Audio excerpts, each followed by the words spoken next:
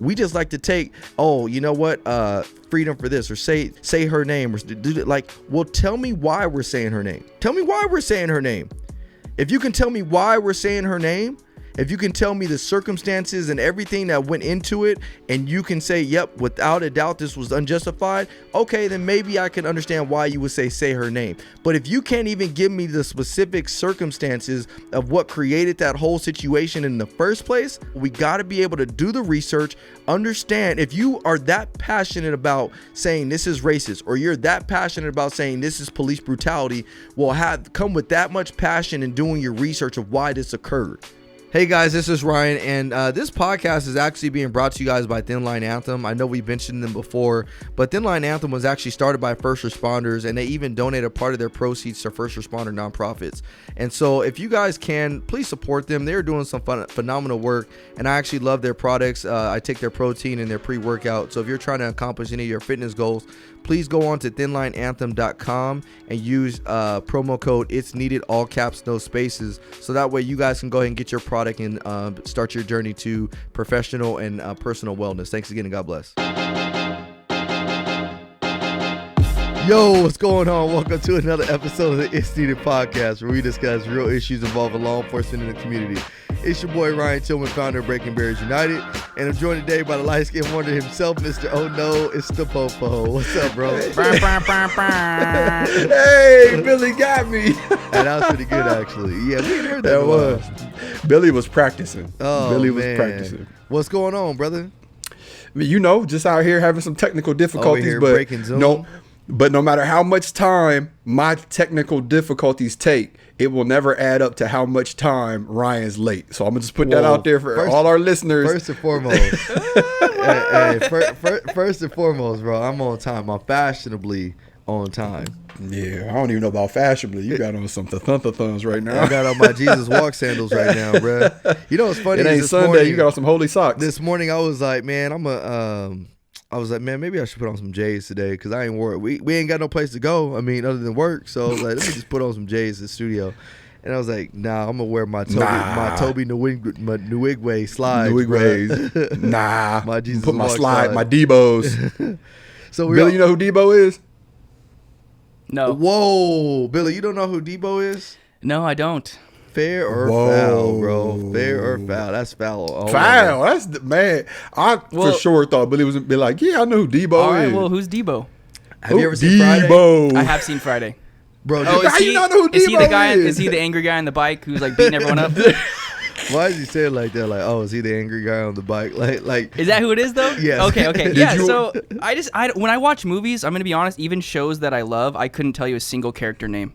Like I don't pay attention to that. Billy's the only guy I know that watched Friday and didn't laugh not one single bit. He was like, you just watched it the whole time with a blank stare. Is this supposed to be funny? I don't get it. Why is he pooping on the side of the house? Big worm, big perm. Is that what his name? He said his name wrong. Man, so what's going on, man? There's a lot of. I'm gonna start today with a funny story, because I've been wanting to get this off my chest since it happened last week, bro. It happened, I think, on the actual Monday that we have recorded our last podcast. I was like, man, I gotta wait a whole 6 other days to tell this story. Wait, after the podcast? After the podcast. So okay. I went to work. So last Monday I went to work, and when I went to work, I was wearing my new Bates boots that I got. And so for those of you guys that are listening, we potentially might have another sponsor coming on, which will be Bates boots. So if you're a law enforcement officer, you guys probably wear Bates or whatever. So anyways, Bates had sent me some boots in the mail. And so these are some nice boots, bro. They're super light, super comfortable. I got the same ones that you guys got. Mm-hmm. So anyways, go to work, and I'm over here like styling, profiling, telling my partners, hey, check out my boots, bro. They it. So I go on a call for service, and it's just like crazy lady, bro. And so first and foremost, when we got to her house, she was just like losing her mind, bro. She was trying to cut her wrist, whatever, So anyways, we got her in the handcuffs, but like we had to wrestle with this lady at first. I was low-key kind of hot already, because I didn't already scuff my boots up, bro, on the first call that I went on. I'm like, seriously, I already got a scuff on my boots. I'm already kind of mad. Creased the boots. Yeah, I already creased the boots. So anyways, so we get her into custody. So then this lady and then she slipped my handcuffs, bro. So this lady. So let me finish telling my story first, and I'm gonna tell. Was that more of a tactical error? No. Yes, yes, it was. I'm gonna Billy. come back to that. So remind me, because I'm gonna come back to that. So, anyways, she slips my handcuffs. We take her to the hospital because that's where she needs to go. So then we get a call back, probably like 30, 45 minutes later. And it's the hospital calling saying, hey, the same lady we brought in, she didn't escape the hospital now. So she ran out the hospital in her hospital gown. So then she's like, what? Yeah, she's got going. They don't got security? Bro, that's story for a different day. Okay, Story I'm for a gonna let you different day. finish. So anyway, so she's going through the parking lot. And so as she's going through the parking lot, she's like over like this fence, like this little short fence, where in like there's like a little house or whatever. And so one of my partners is already over there with her, and then another one of my partners, he like goes over the fence so that way he can be next to my partner so we can try to get this lady. So mind you, the hospital staff, there's like 4 nurses out there like trying to get this girl, like get her back. So my partner in front of me, he goes over the fence like with a breeze, bro. He just made it look effortless, like boom. I like, hate that over the fence. because then I start thinking about it, like, oh, bro. how So am I now, gonna jump it? so now I'm at a dilemma. Now I got hospital staff out there, watching everything. He goes over the fence with a breeze, and I'm like, okay, I'm in a dilemma. I'm an athlete, right? So I'm like, oh, here we go. Here we go. We need a clip of every time Ryan has said that on the podcast. So I'm an athlete in some new boots, bro. They lightweight. I'm like, you know what? I'm about to go over this fence too, bro. I'm about to one arm it just like he did it. I'm about to one arm it, throw my feet over, and be over the fence, right? So me, bro, I throw the one arm over. I throw my first leg on top of the fence, bro. But it barely, you one of those jumpers, bro. It barely, like my toe caught like the very edge of that fence, like this wrought iron fence. So at this point, I'm like, man, like my toe is like slipping, and I'm like, bro, I need to hurry up and get over this thing before I like fall. Bro, my toe slipped, and pow! I just hit my shin, bro. I hit every part of my shin, bro. On the fence? On the wrought iron fence, bro. It hurt so bad. But so now I'm like, not only did I just bust my shin up, I got all these nurses looking at me. So I had to play it off. So I'm like, I get over the fence finally. You You had to do a second attempt to get over it? I had to do a second attempt to get over, bro. You had to back up and run again?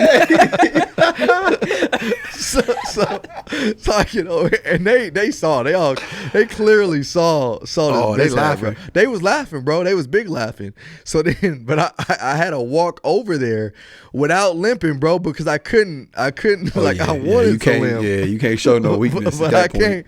I can't show sign of weakness, bro. So then I was low key mad at Bates because I'm like, so y'all just gonna create these boots with. It's Bates' fault. I was like, you ain't got air bubbles in your shoes like everybody else do. You don't have these stickum shoes that I'm supposed to that just grip to everything like Spider-Man. Oh, bro. So the rest of my shin is still swollen from that day, bro. That was a week ago. Hey, there is nothing more embarrassing than eating it, chasing somebody in front of a bunch of people. Bro. Like, nothing will make you more mad. Like, and you can't say what you gonna say, bro. What y'all laughing at? Bruh, I know, you stupid. I know. You just failed. Like, you start talking about the way somebody look because that's the only comeback you have. Well, you ugly. Well, that's why you ugly. So, what kind of shoes are those? You gonna make fun of me? So then back to the lady slipping my handcuffs. So when we're out there wrestling with this lady, like, so this is another funny part. So my sergeant gets here. Usually my sergeants, man, I don't want them to have to get their hands dirty, bro. I try to do all the work for them. So he was there first. And so he's there talking to her on the porch. And I'm like, oh, okay, cool. She's cooperative, everything. So one of the things that we do, and this is actually a good topic, one of the things that my department's been doing from day one is we actually have mental health service people that actually are stationed at our department, and we'll call them out on mental health crises so that way they can deal with the crisis a little bit. So we were just that same day talking about it in briefing, saying, hey, look, if there's an opportunity to call the lady out to our calls to deal with mental health, call her out. So I was like, oh, perfect. This is the day. She came to our briefing. She asked, she was like, hey, look, like, let me know whatever you have. I'll come out. So we get there, and me being overachiever I'm like, oh yeah, man, let me go ahead and call her up right now so we can get her out here to start de-escalating, right? So I get her because I can tell like the lady, she's like standing at her front of her door and like she's kind of like looks like someone that's like afraid that we're gonna do something. So I'm like, let me call her out now so we can start this de-escalation, right?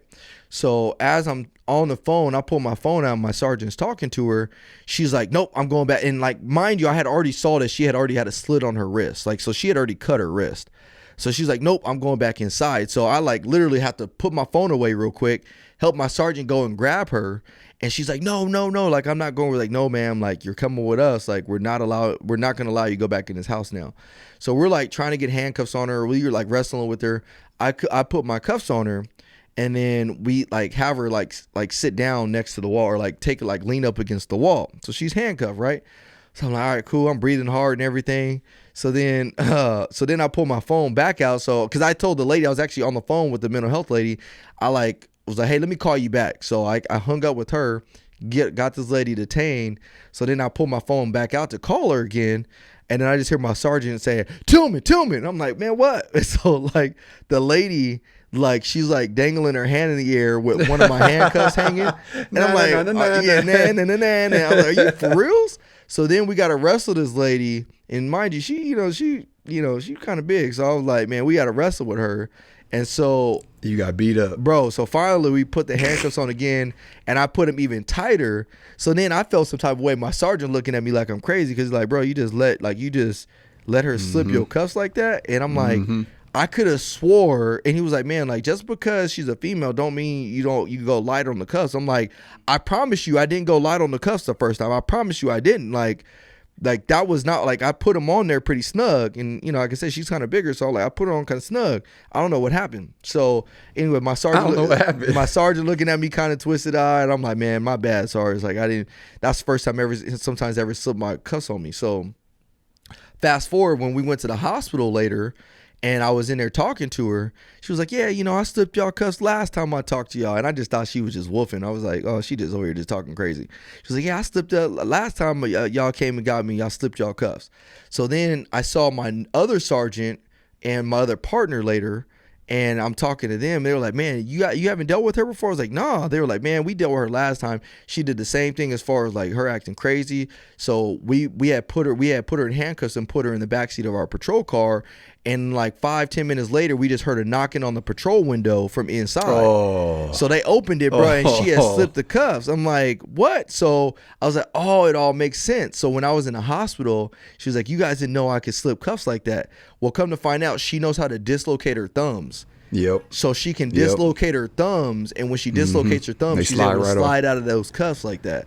Yep. And so I didn't feel as bad when I found that out, bro. I was like, oh, okay, well, I'm just dealing with Spider-Man over here. She can do whatever she want to do. I'm dealing with the X-Men. That's her talent.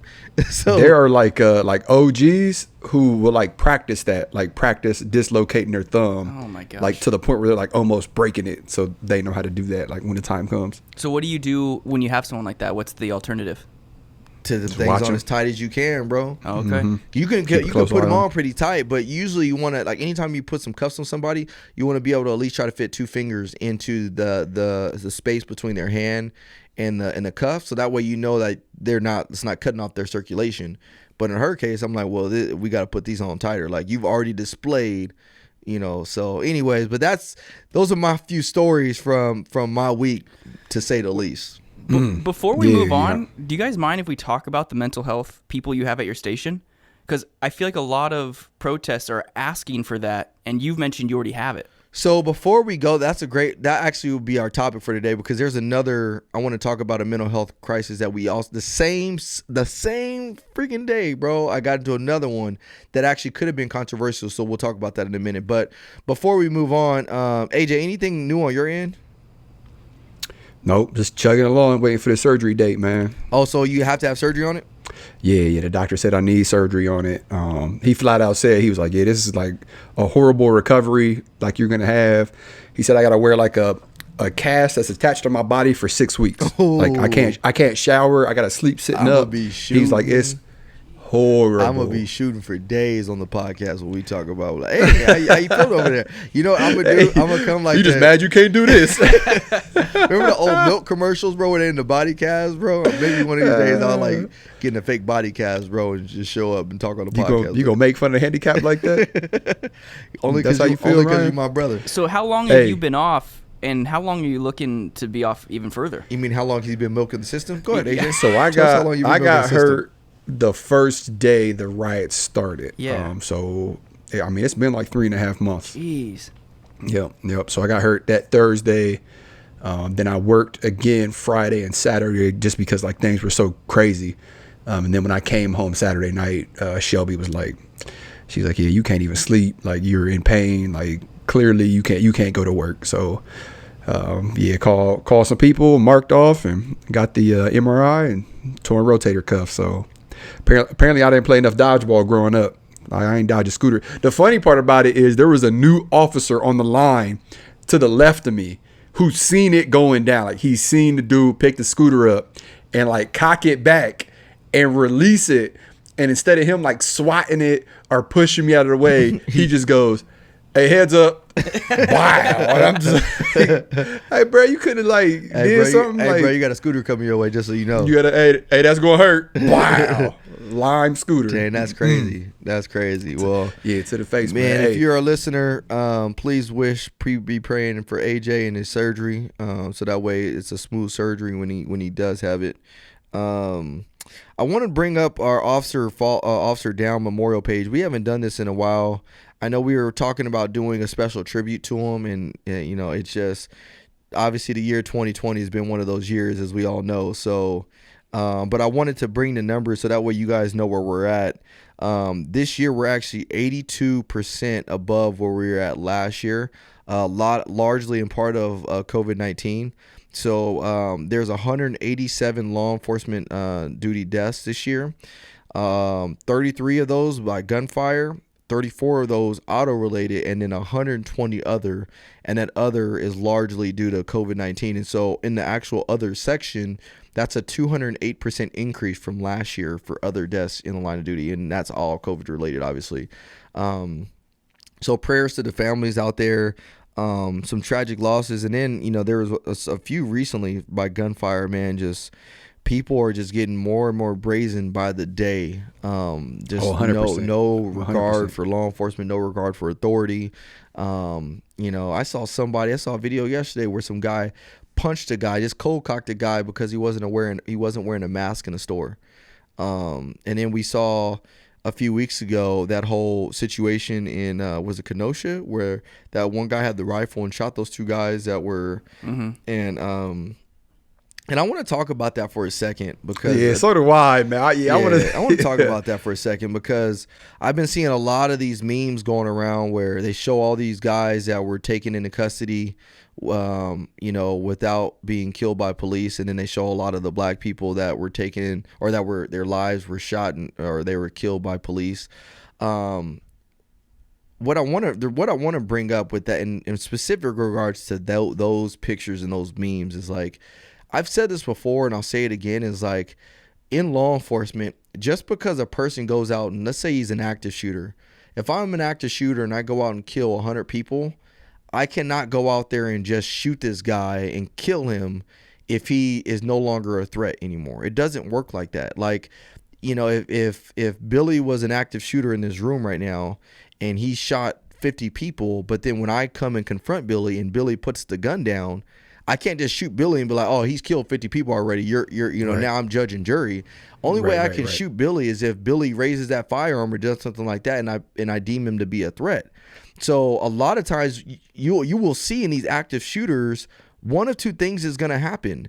Either A is going to be they're going to kill themselves before law enforcement even arrives, or B, the ones that I've seen, a lot of these guys surrender to law enforcement because a lot of them they're just that far out that they want to surrender and they don't mind going to jail because they want to be that guy that did whatever they did. You rarely see these things end in shootouts. You just rarely do. And so has it happened? Yeah, it absolutely has happened in shootouts before, but you can't just automatically say, oh, well, because he's a white guy, they're going to take him in a cut. No, it doesn't work like that. A lot of times when the people that I was seeing on those pictures, the black people that were killed by police, you have to realize that a lot of those, if I've gone back to each and every one of those incidents, they can say they're unarmed and all this other stuff, but at the same time, was there some type of action preceding the law enforcement officer's use of force that caused that officer to use that level of use of force? So are you reaching for something? Are you doing something that would cause an officer to believe like, hey, I got to make a quick decision? And so, I hate when people use one incident to compare it to something that has nothing to do with it. And I think that's what my point is I'm getting at. Yeah, no, absolutely, man. And the thing about that, I'll just dive into it, man. We're talking about Kyle Rittenhouse, right? Just for the audience. Yep. Okay. Yep. So I'll just dive right into it. I know I'm gonna upset some people, but if the truth upsets you, that ain't my fault. That is not my fault, and I'm sorry about that. The video that I seen, okay, is this guy with a rifle running away from a large crowd. All right, they catch up to him. A dude, he falls. The guy with the rifle falls. Another guy with a skateboard comes up, cracks him with a skateboard. He gets shot. And then another guy was pulling a pistol out of his shorts, and then he gets shot. And people are upset about this. My question is, if you want to live in a world where there's no law enforcement, how do you think situations like this are going to be handled? Mm-hmm. How do you think situations like, not to mention the people who are out there saying we don't want the police, were the first ones saying, hey, call the police, it's going down. Yeah. All that aside, listen, if I got a gun in my pocket and you pull a skateboard out like you going to hit me in the head with it, guess what AJ's going to do? He's not going to allow you to hit him with that skateboard. Well, and it's not going to work out well. Well, not only that, remember during the riots, we saw that guy that got hit with the skateboard and got killed? Yeah, that's the thing about it. Is like, do you remember that's a deadly weapon. Like that's what people need to understand. Like, well, it was a skateboard. Let me hit you in the head with a skateboard. What we need to do is we need to pull that video up where that guy got hit with the skateboard during that riot and they killed him with that skateboard. Do you guys remember that? That's what, yeah, he was the business owner. He might not have died. We need to look that up. Yes. We need to look that up. Yeah. I do know what you're talking about. Look that up right now. But something else that people don't take into consideration is there's a reason why we as police officers don't let people incapacitate us, meaning we don't let people point tasers at us, right? Is a taser going to kill us? Probably not. But guess what will kill us? While I'm being tased, you reaching and grabbing my gun and using it on me. Mm-hmm. So if I hit you with a skateboard, is it going to kill you? It could. It definitely could. Is it going to knock you out? The chances are a lot higher. Yeah. If I knock you out, you got a rifle. Guess whose rifle that is now? Mm-hmm. And if I'm angry enough to hit you in the head with a skateboard, I'm probably angry enough to use your own rifle on you. I clearly don't care about the laws. I clearly don't care about repercussions. Yep. I'm clearly not thinking appropriately. I'm going to defend myself. Y'all can't be upset at that. I had so many people hit me up like, oh, well, if he was black, he would have been killed. He walked right by the police. The police had no idea that he just did that. You think the police were watching from some drone? Like, oh, yeah, that's him. He was walking down the street. He put his hands up walking. Yeah. Oh, the police let him walk by because he was white. Stop it. No, stop creating and we have to stop doing that. Yeah. Narrative. Like, I just a quick story. People comment on my social media all the time, crazy stuff. ACAB, F12, you're that one guy who punched that guy. You're a racist. You're part of the problem. Guess what AJ does? Ban, delete. I had a guy post something like, you need to go around the country and train police officers. And it was like the top liked comment on one of my videos. Meaning it's the first comment people see when they go to my video. And this was like a video that was trending, right? So a lot of people were seeing it. A lot of people were commenting all this positive stuff like, yeah, there was good dialogue. Well, a lot of police officers do act this way. I'm letting it run its course, right? Mm-hmm. Somebody gets on there. Well, no, he's racist, ACAB, all this stuff. Look up this video. He punched a guy. Wait, he said something crazy. Like basically, I was out here just stomping this guy out, right? So I deleted it. And then after I deleted the comment, I banned the account that it came from.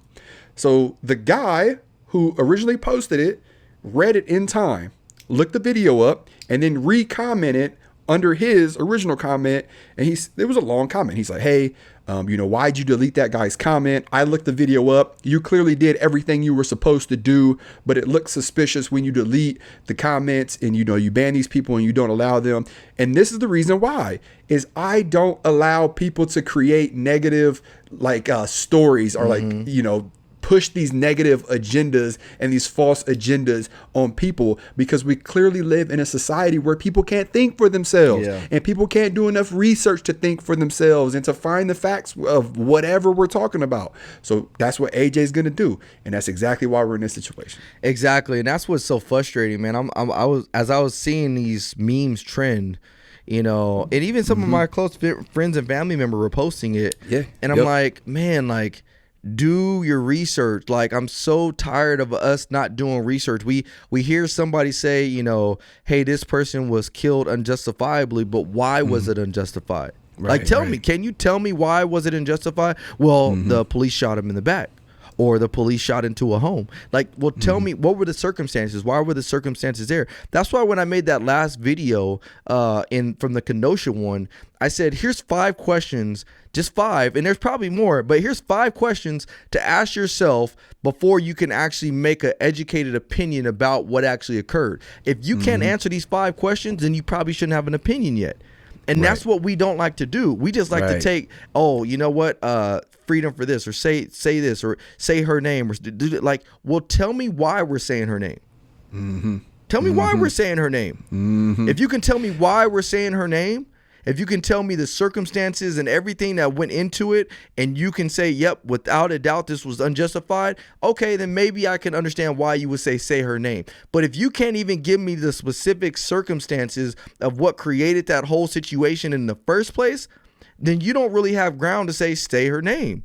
And that's what's so frustrating, because, again, it goes back to, like I always said, when we talk about racism, if we label everything racist, how are we supposed to know what really is racist? Well, it's the same thing with police brutality. If we say everything is police brutality, how are we really supposed to know what really is police brutality?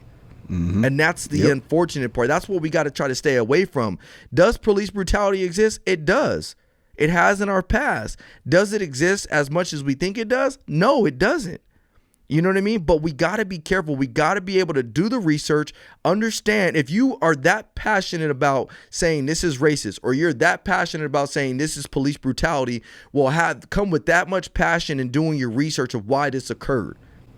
Exactly. Do your research. Exactly. Go out there, figure out what happened. Why were the officers there? What were they doing? Why did they shoot? How many times did they shoot? Did this officer have a track record? Does he have a track record for being racist? You come with that same passion for the research, and then I'll be like, okay, this is great. We can have a conversation now. You actually have a little bit more ground to stand on in saying that this is actually police brutality, because what's really going to happen is you're actually going to find out, shoot, I don't really know if this is actually police brutality in all actuality. Yep. And that's the key part you just said. We have to be willing to have a conversation. And so many times when we talk about, subjects such as this, there's always one side or one party that gets so frustrated and so angry that they turn it into an argument. And arguments don't go anywhere. You're trying to argue your point instead of having a conversation to learn from. We ain't going nowhere like that. And my question when it comes to this Kenosha, what was his name? Rutledge? Billy? Kyle Rittenhouse. My thing when it comes to this is, where is this energy at when police officers are being killed? There was a black police officer who was killed doing his job. And where was this energy at? Where was this frustration and rage? But yet you see a video of and I'll say kid, he was 17, I think, a 17-year-old kid with a rifle being chased by a mob of people and then being hit with a skateboard, and then another person pulling a gun out on him. And you're so emotionally upset by that video that you want to go out here and, you want to share this video 1,000 times, and you want to paint this false narrative, and you want to protest, and you want to somehow it's the police's fault. Stop. Yeah. Stop. And isn't it funny how people could always find a way to blame the police? Always. The police wasn't there. You know why? You ain't want the police there. But yeah, it's the police. It's the cops' fault. No, it's not. Maybe if you supported the police and you encouraged the police to be in the neighborhood, especially these areas where these protesters are turning into riots and destroying property, if you encouraged the police to be there, guess what? They would have seen what happened and they would have either put him, took care of the situation or at least took him into custody until they figured out what happened. Bro, let me tell you I'm something. willing to bet that none of that would have happened if the police were there. I'm willing to bet that. Yeah, me too. And this is my thing about it is if you're crazy enough to attack a person with a rifle, with a skateboard, or with a handgun, you brought that on yourself. Bro, I don't care if you're illegally carrying it or not. Me as AJ, not Officer Johnson. I'm going on a little rant here. Not Officer Johnson. Me, civilian AJ, is walking down the street. I got a gun on me because I always carry when I'm not at work. If I see a crazy guy with a rifle waving it around, am I going to try to take him out? Absolutely. But if I can't, like if it's even, if he's pointing at me and I don't have time to react, that's what I'm going to do. Call the police, get him up here. Well, I'm for sure not going to attack him with a skateboard. Nah. Come on. It's funny. And all parties involved, and even the kid, 17-year-old, even, and I saw some videos saying that he was actually out there because he was trying to help defend some of the business owners out there. There's a video of him saying that. Yeah. Like somebody actually interviewed him a couple hours before all that happened. And he's got his rifle slung. He has like a med kit on him.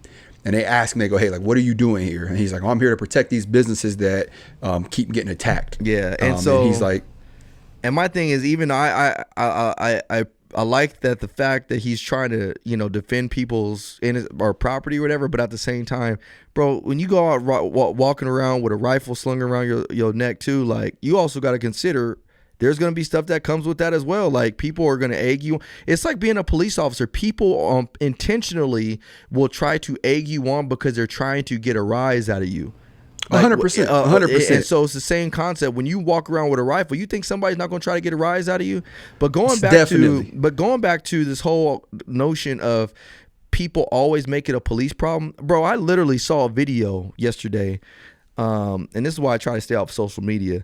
There was a video of a girl who was making posts. It was like a slide, like swipe right, and it was like her ex-boyfriend was basically stalking her and threatening her, and she's like, hey, look, I'm making this video so that way if something happens to me, this fool was crazy. Like, he sent me this text, so it shows the text.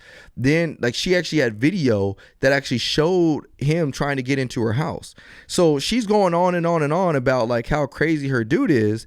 And then what ends up happening, I'm looking at the comments, and police aren't even involved in this, bro. Right. And somebody goes on there and say, well, I mean, don't even call the police because they're not going to do nothing. And I'm like, golly, like we weren't even brought up. She didn't even bring the police up, but yet people still found a way to make this a police problem. And that's always. And again, that's because you know what? And I've said this before. It's popular not to like police. And that's the sad thing. Is like we created a culture where I want to be on either I'm going to be, thin blue line or I'm going to be anti-cop. As opposed to just seeing the profession as a profession and as a job that needs to be done and trying to improve through police reform. Like I said, I'm in full support of police reform, no doubt about it. We got to do it the right way, but I am completely against making every single thing a police. It's so irritating where people just make us out to be like something crazy. And you know what the excuse I'm gonna get is, well, you guys have done this to yourself. If we wouldn't see all these videos, then people wouldn't feel that certain type of way. It's like, okay, when's the last time? Did you stop eating at Cheesecake Factory? The last time you got bad service? Did you go to the next Cheesecake Factory and be like, oh man, like that last server over at Cheesecake Factory, man? You're gonna get the bad service, and I'm gonna even have the person when they hear that be like, oh well, you know what? We're talking about service of food and you saving somebody's life. That's what I've heard it all before. So the fact of the matter is a majority. I want you to listen carefully when I say this because I already know which way people are going to go with it. The fact of the matter is a majority, keyword, a majority of people need someone to blame. They don't want to be held accountable for their own actions, or they don't want people to be held accountable for their own actions. So they need someone to blame. And, perfect example, a few months ago, I think you might have seen the video. I think we might have sent it back and forth, actually. There was a video of these two guys fighting online. It might have been on World Star or something. And the guy gets beat up, right? The guy who started the fight. Keep in mind, this ain't nothing police related. All right. Just two dudes in the street swabbing it out. All right. The agitator, the guy who started the fight, got whipped on. He gets up. He's like real amped, right? He's like trying to fight again. And the dude who beat him up is like, look, like I just wore you out. Like we ain't trying to do this. Like stop. I'm tired. You tired.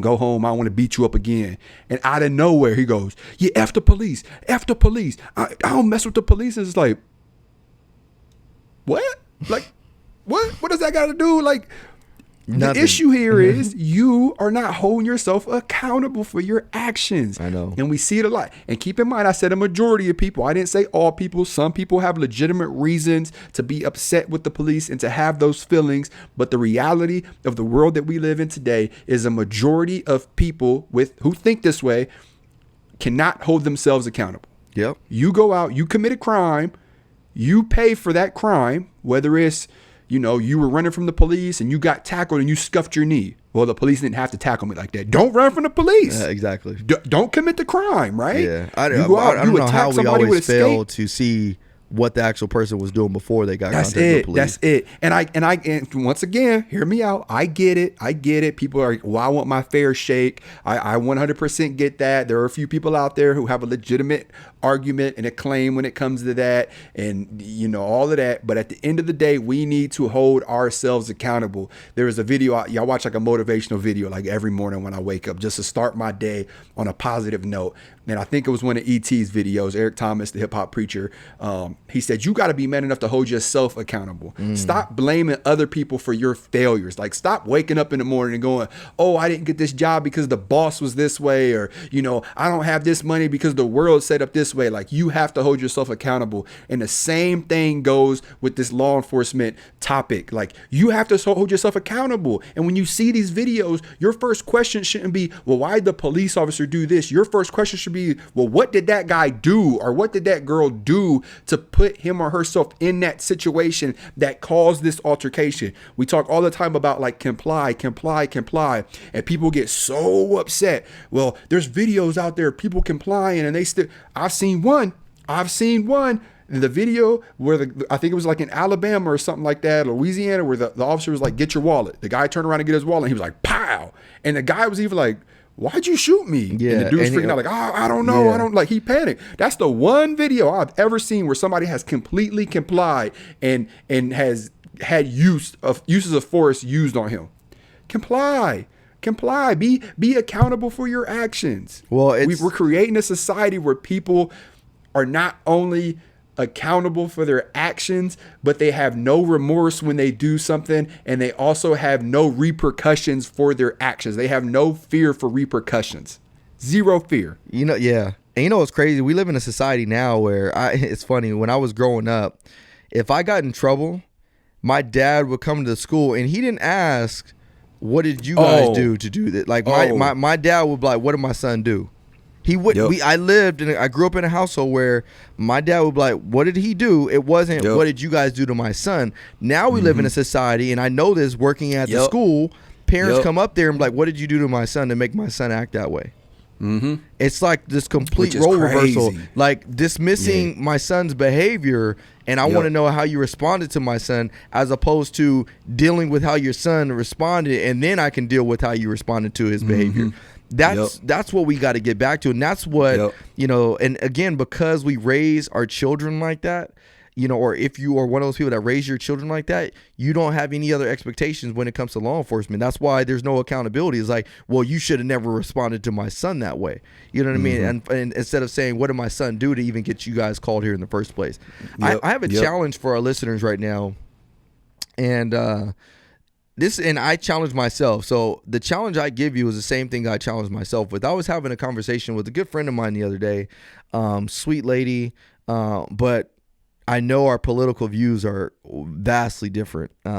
She basically asked me if I liked a certain person that's, running for a certain political party or whatever. So anyways, and it's funny when she sent this to me, I was like, oh shoot, like how do I respond to this? Like, here we go. Cause she was like, I'm on a Zoom call with this person, and she was like, do you like this person?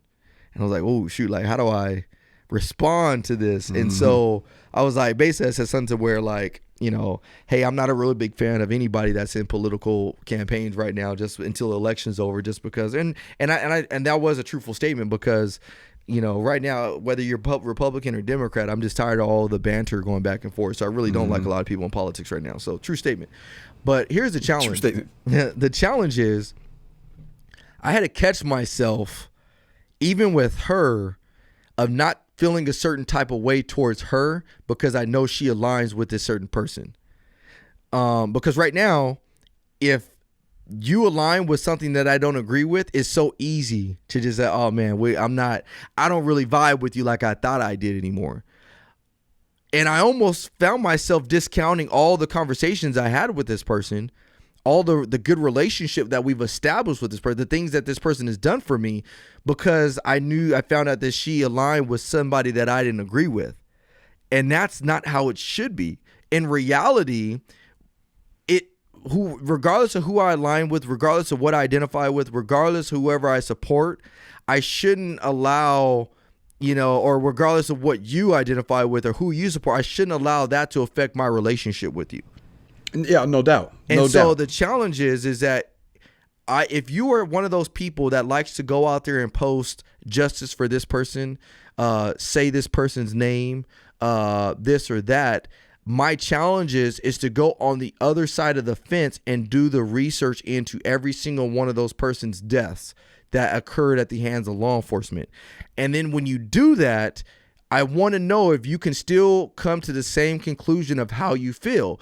If you can still arrive at that same conclusion you feel about that person's unjustified death, I will have a little bit more respect, because at least I can say I know you did the research and you are entitled to feel the way you feel.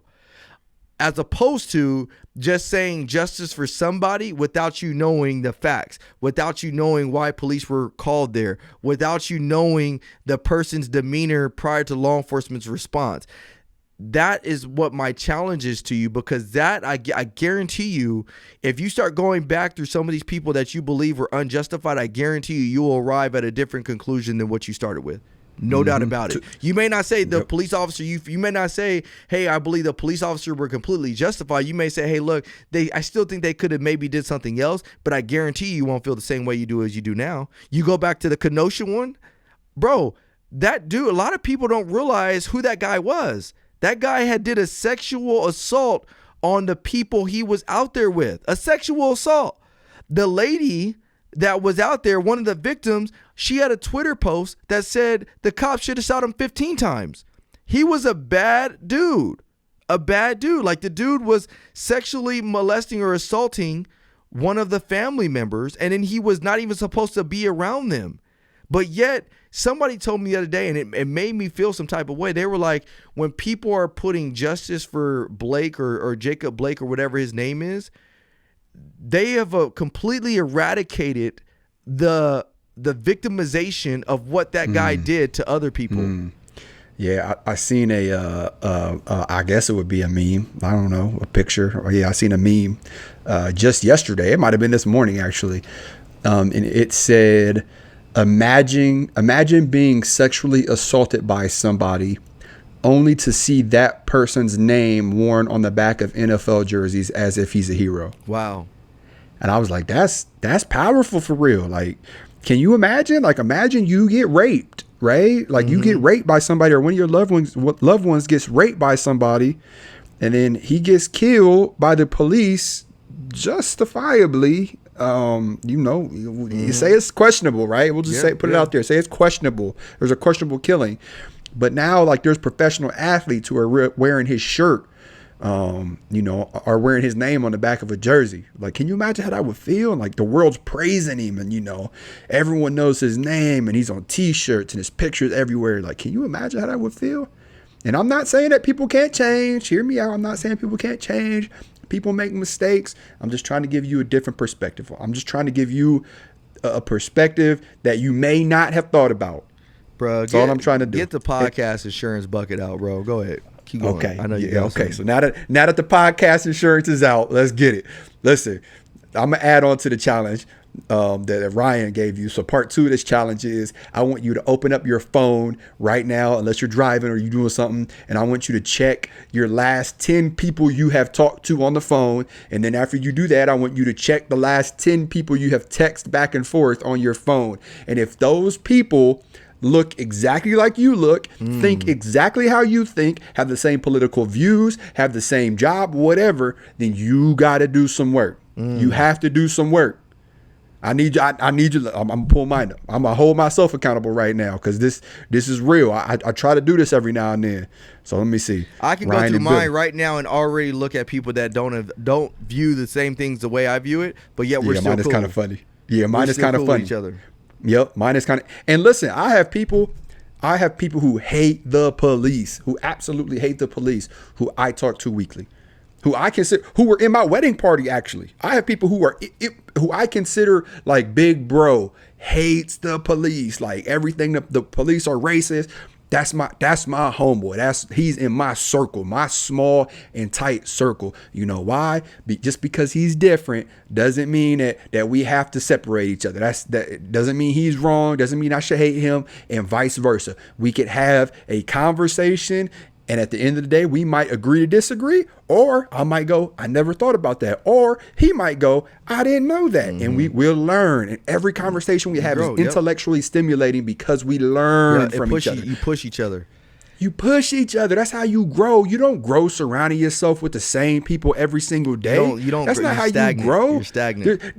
You talk to any successful person, and they'll tell you, if you're the most successful person, when you walk into a room, you're in the wrong room. Yep. You are in the wrong room. You know why? Because you ain't gonna learn nothing there. Yep.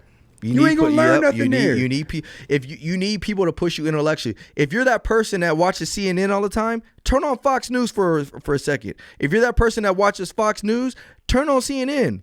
Just so you know what the other person is talking about. It may fuel your fire even more, but at least just turn instead of just being so closed-minded, because it gives you a firmer ground to stand on when you want to make an argument, because you can legitimately say, I've seen both sides, and this is where my response comes in.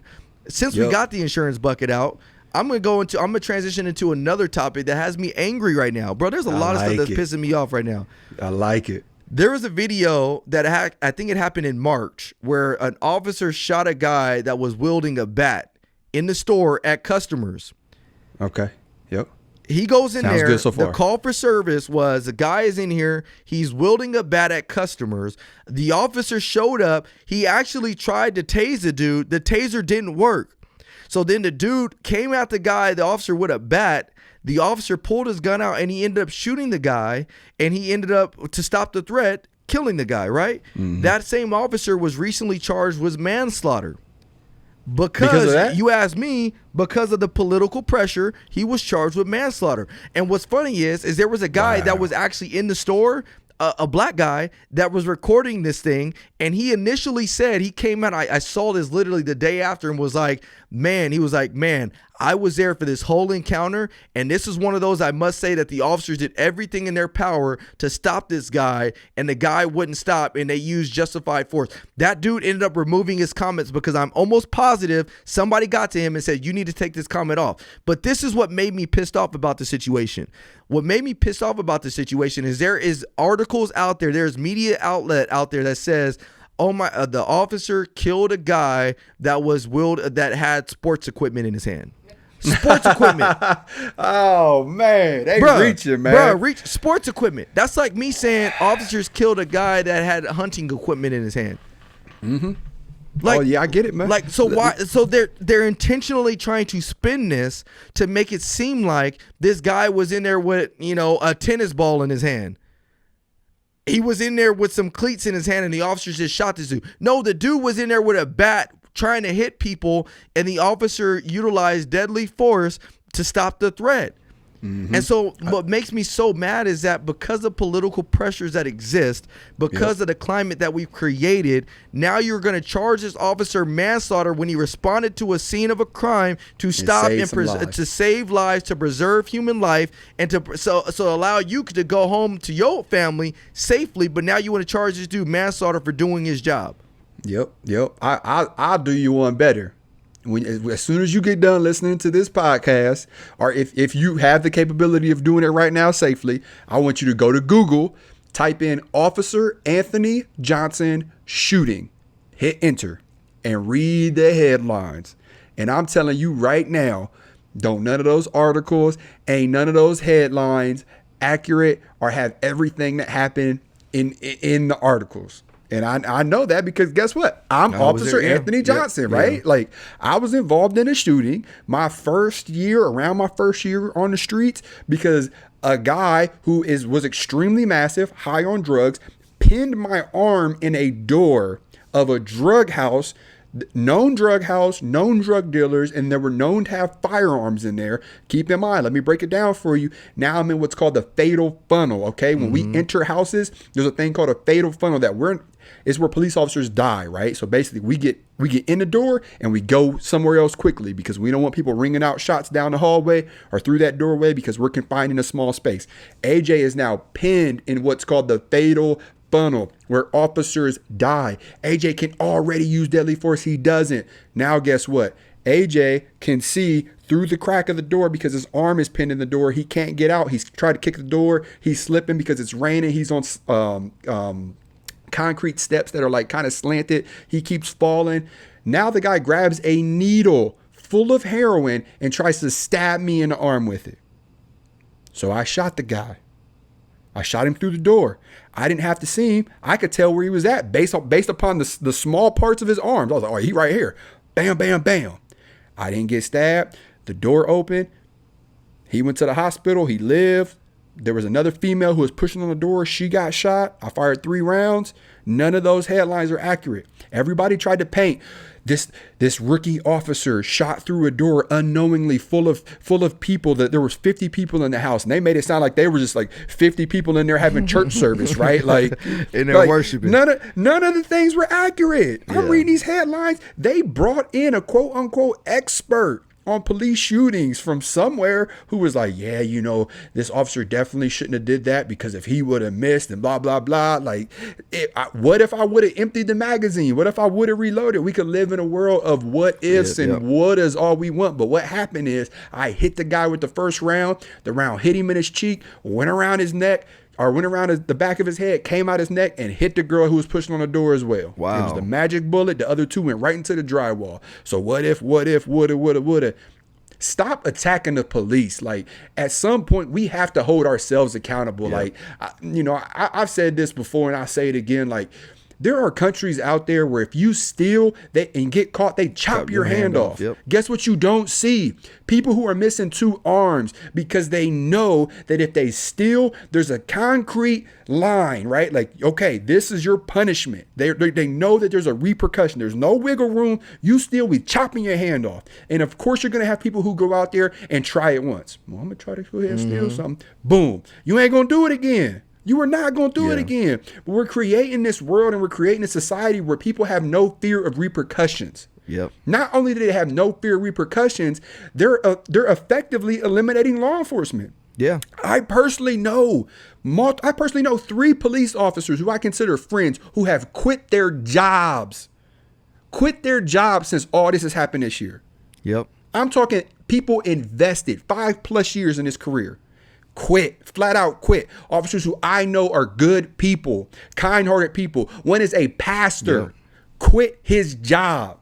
You know why? Because we're constantly attacking the police. We're not holding each other accountable for your actions. Oh, well, this guy, he was just walking down the street. No, he wasn't just walking down the street. He just stabbed some old lady. And when the officer said turn around, he turned around with a knife. And he was close enough in the reactionary gap where the officer had to react.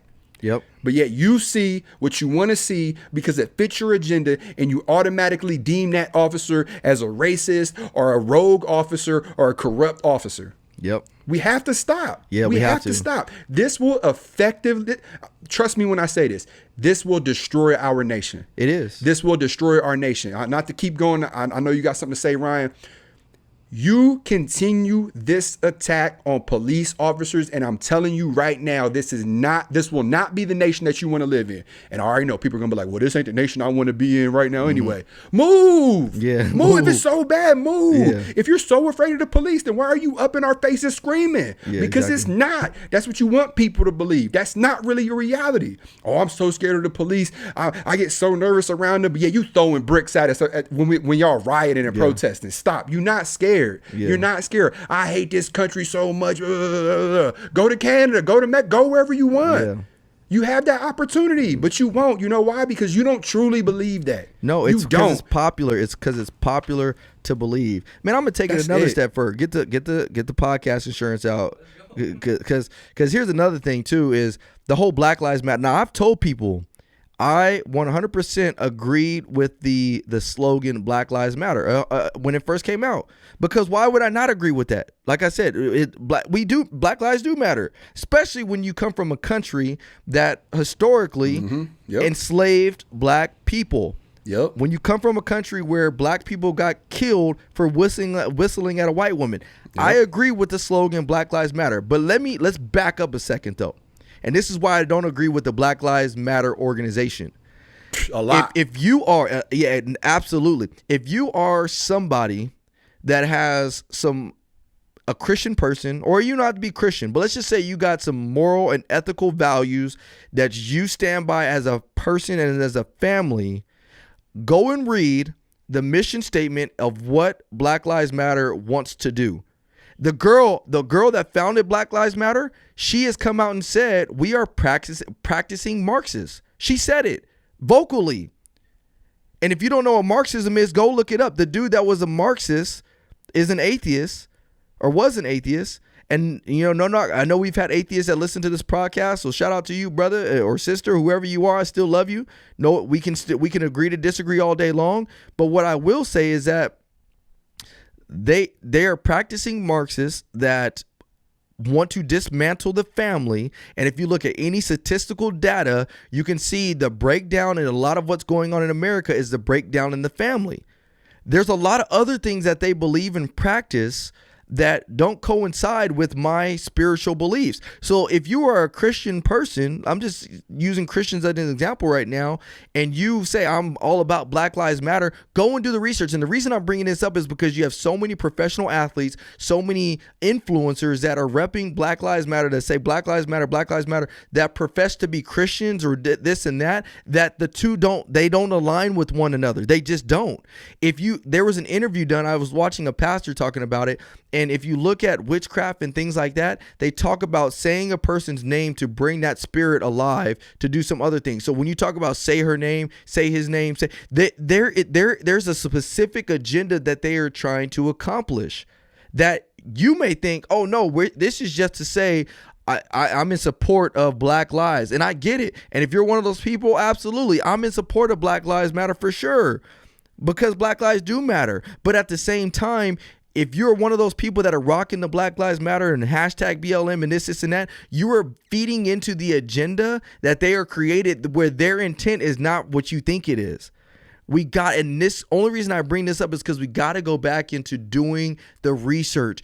Do your research. Go onto their website. Look at their values. Look at their mission statement. It's still there. If you don't agree with it, you may say, man, this ain't what I signed up for. Then maybe you ain't BLM like you thought you were. You know what I mean? The other day, my wife had, if you type in Antifa.com. Somebody told me to do that, but I didn't do it. I did it. I did it. And let me see if it still works. I'm going to do it right now while we're on this podcast and see if it still works. Yeah, because I was like, bro, you about to send me to some crazy site. Antifa.com redirects you to Joe Biden's website. Shut up. Do it right now. I just did it right now. No, don't say that. Bro, I'm not lying to you. So this is my point. Democrat or Republican, I don't care. But when we claim to be as woke as we really are we really that woke?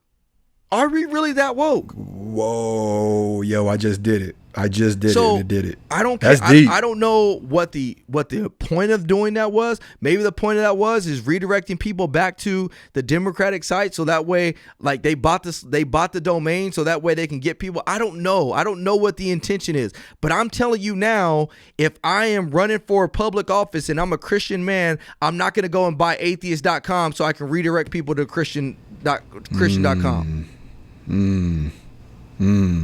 That's deep. So Yeah, I don't know the underlying, but my point is that if we claim to be as woke as we really are, why when I type in Antifa.com does it redirect me to Joe Biden's website?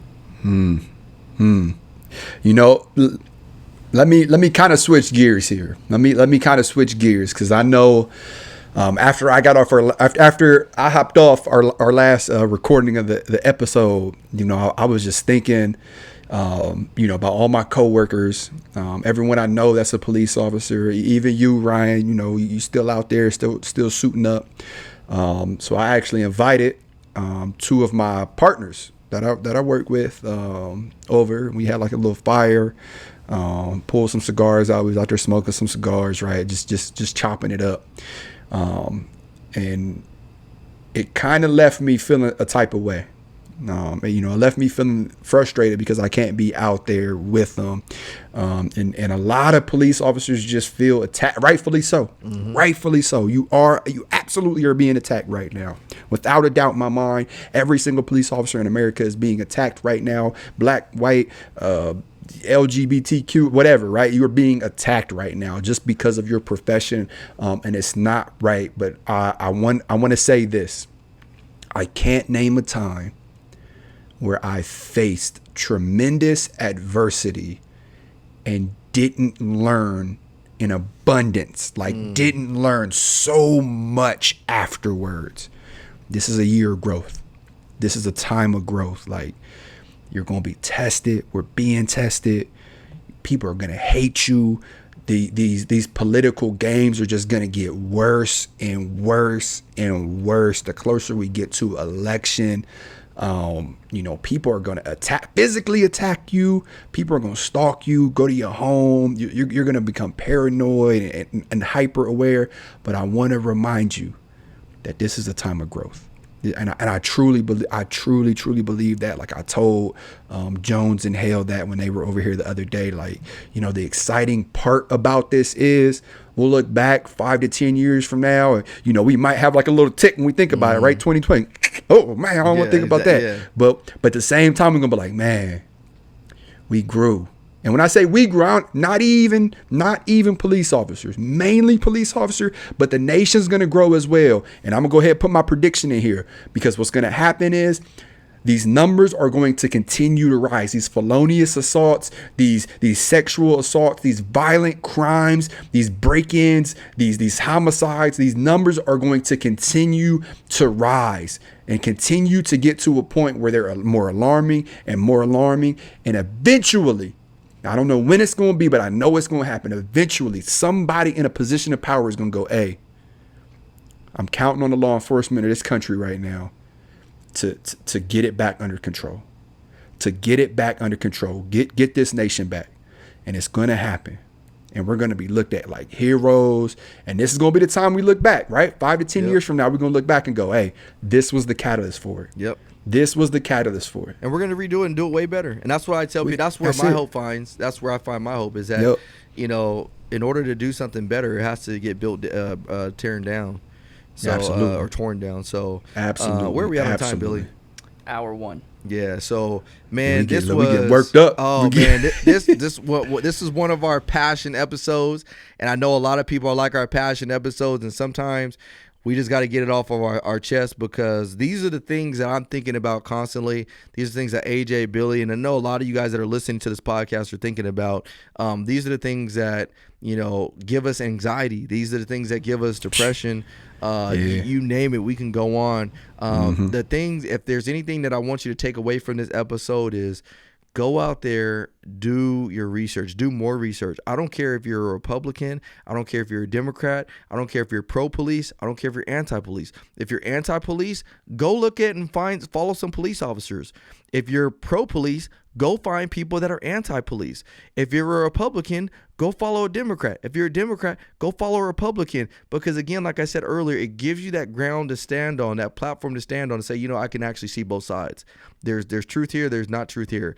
And so that being said, shout out to our sponsor, Thin Line Anthem. They are one of our podcast sponsors, and I appreciate them because they actually help us stay on the air. And because they help us stay on the air, I encourage all of you guys to go out there and buy their product. It's really good product. It's health and wellness. They sell protein. They sell pre-workout, you name it. This is the time to get back in shape. Go ahead, AJ.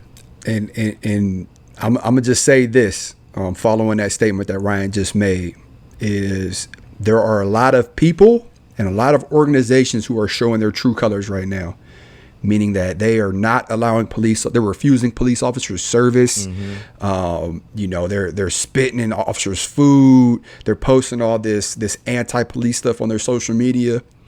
With everything going on, I'm gonna know where my money's going. I'm gonna know where my money's going. Yep. That, so and just keep that in mind. And think about this too. What's funny is, people have almost like classified law enforcement as its own race now. Like it's kind of the weirdest thing. And it's like, if you really and think allowing about us to be discriminated against. Yes. And what's funny is a lot of these people that are anti-police, I guarantee you have police officers in their family. Man, that's what's mind blowing to me. And listen, we about to start a whole nother listen. And the people in positions of power who are preaching the anti-police message normally have a team of police officers as security. Guard. Yep.